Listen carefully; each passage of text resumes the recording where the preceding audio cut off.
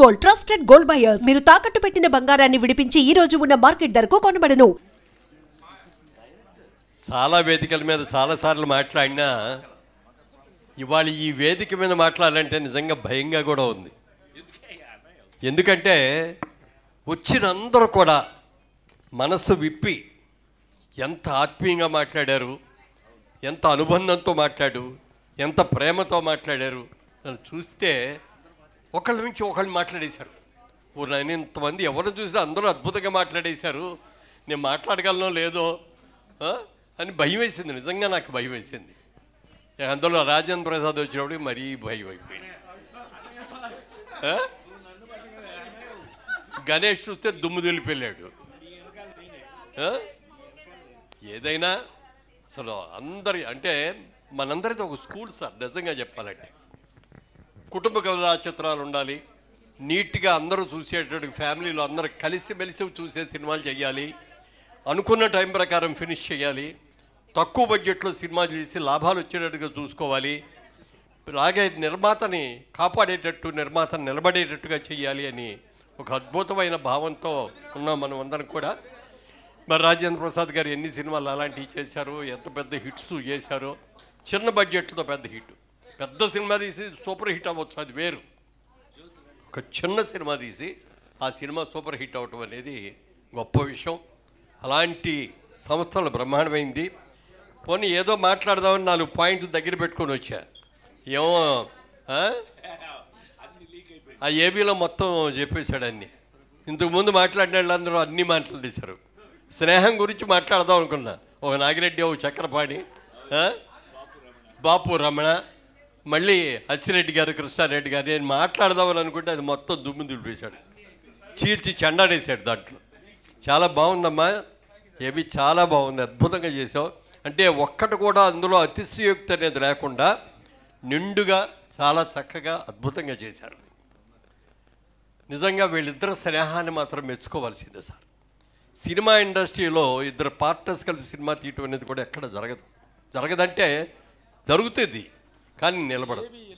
ఓ cinema అయ్యాకో 4 సినిమాలు అయ్యాకో కష్టం అంతా నాది, డబ్బులన్నీ నాయి, పేరు అన్నీ ఆయన కొట్టేస్తున్నాడు, హీరోయిన్ల పక్కన నుండి ఆయనే ఫోటోలు తీయించుకుంటున్నాడు, నన్ను అసలు లెక్క చేయట్లేదు, ఇలాంటివన్నీ చాలా వచ్చేస్తాయి, డిఫరెన్స్ ఆఫ్ ఒపీనియన్లు. దాంతో విడిపోతూ ఉంటారు. కానీ మీ ఇద్దరు స్నేహం అసలు అమ్మోఘం. అందులో రాశాడు, ఇద్దరు మనుషులు కలిపి ఒకే మనిషిగా ఉన్నారు అని. నిజంగా ఇంత అద్భుతమైన ప్రేమతో ఒకళ్ళనొకళ్ళు అర్థం చేసుకొని ఆయన ఏం చెప్పారు మీరు అది 100కి 100 పాళ్ళు వింటారు, మీరేం చెప్పారో అది 100కి 100 పాళ్ళు ఆయన వింటారు. ఇలాంటి గొప్ప అండర్స్టాండింగ్ ఉంది కాబట్టే మీలో ఈ స్నేహం అనేది ఇన్నేళ్ళు ఉండగలిగింది. ఆ స్నేహం ఎప్పటికీ కూడా కలకాలంగా ఉండాలని కోరుకున్నా.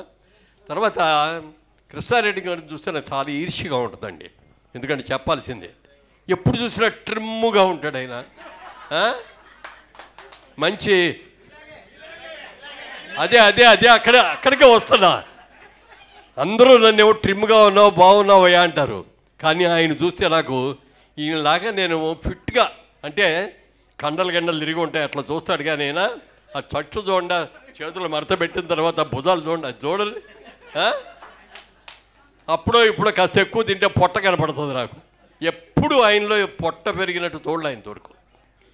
ఇవాళ ఈ ఫంక్షన్కి వస్తున్నానంటే కృష్ణారెడ్డి గారి ఫంక్షన్లో ఉన్నాం మనం అంటే ఎలా డ్రెస్ వేసుకోవాలి, ఏ షర్ట్ వేసుకోవాలి, ఏ ప్యాంట్ వేసుకోవాలి, ఆయన్ని మించి ఉండలేను. కానీ ఆయనకి సమవిజ్జీగా ఉండాలి కదా. మేమిద్దరం అపూర్వ సహోదరులు అనుకుంటాం మేము చాలాసార్లు.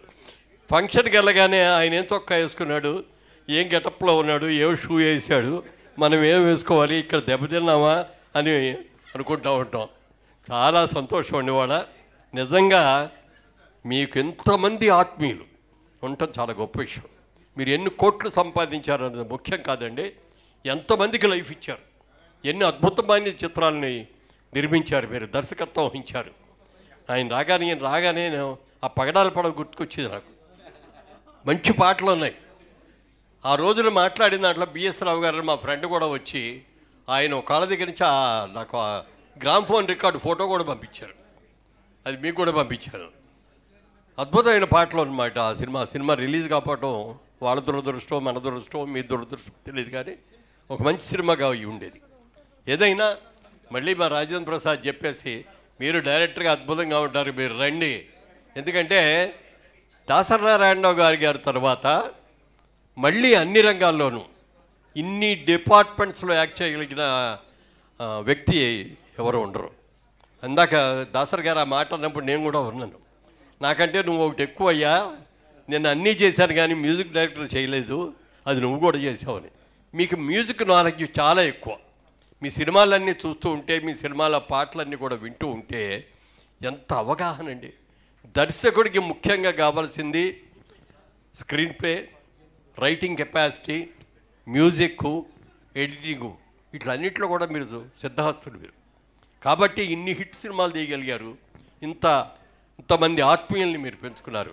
ఏ సినిమాకి వెళ్ళినా ఈ మధ్యన ఫంక్షన్లో వెళ్తే బొకే ఇచ్చేసి కొంచెం అర్జెంట్ పని మీద ఉన్నాను వస్తానండి అని చెప్పేసి వెళ్ళిపోయేవాడే. ఇవాళ ఇంతమంది హీరోయిన్లు ఇక్కడ కూర్చున్నారు, ఇంతమంది హీరోలందరూ ఇక్కడ కూర్చున్నారు, ఎంతోమందికి జీవితాలు ఇచ్చారు. మరి ముఖ్యంగా మా ఆలీని హీరోయిన్ చేశారు, అది చిన్న మాట కాదండి. మా సినిమాల్లో ఆయన ఈరోజు ఈ సైజులో ఉన్నప్పుడు కూడా యాక్ట్ చేశాడు మా దగ్గర.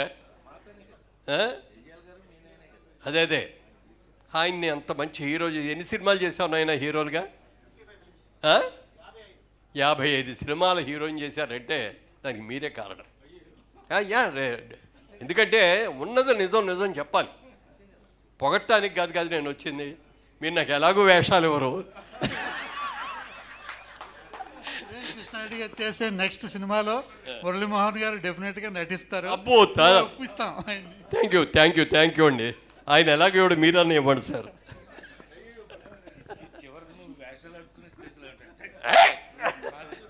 అంటే అలా కాదు, లెవెల్ కాదు, ప్రేమ. సినిమాలో యాక్ట్ చేసిన తర్వాత ఇంకా లైఫ్ లాంగ్ సినిమాల్లోనే చెయ్యాలని ఆ తపన మనందరికీ, ఆ తపన.